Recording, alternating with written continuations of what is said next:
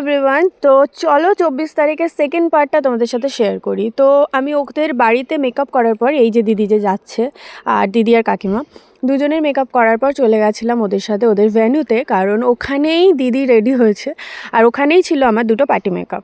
তো সেগুলোই তোমাদের সাথে শেয়ার করব। তো কেমন হয়েছে অবশ্যই জানিও। আর একদিনে লোকেশন চেঞ্জ করলে একটু তো অসুবিধা হবেই, বাট আমার কোনো অসুবিধা সেরমভাবে হয়নি, কারণ আমি ওনাদের সাথেই গাড়িতে চলে গেছিলাম, আমাকে আলাদা করে যেতেই হয়নি।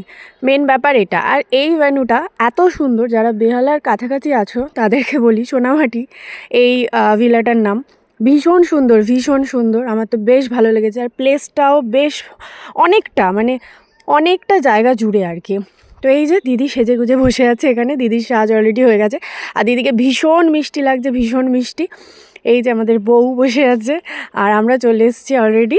এসে আর একটা কাজ আমাকে শুরু করতে হবে, তো তাড়াতাড়ি দিদির একটু রেডি হয়ে গেছে। তো বেশ মিষ্টি লাগছে, আর কিছু বলার নেই, সুন্দর লাগছে আর কি। আর এরপর ছিল আমার দুটো পার্টি মেকআপ, দিদিরই বন্ধু। আর একটা ছিল হেয়ারস্টাইলের ফটো তুলতে মনে নেই, তাই তোমাদের সাথে শেয়ার করতেও পারবো না আর কি, ভিডিও তো দূরের কথা। আর দুটো যে পার্টির লুক ছিল, সেই পার্টির লুকটা তোমাদের সাথে শেয়ার করছি। এই যে দিদিকে তোমরা এক্ষুনি দেখছো, ওনারই জাস্ট হেয়ারস্টাইল ছিল, হেয়ারস্টাইলের কোনো রকম ভিডিও আমি পাইনি আর কি, করতে পারিনি। আর এই লুকটা ছিল আর এই লুকটা ছিল, এই দুটো লুক ছিল। কেমন হয়েছে অবশ্যই জানিও।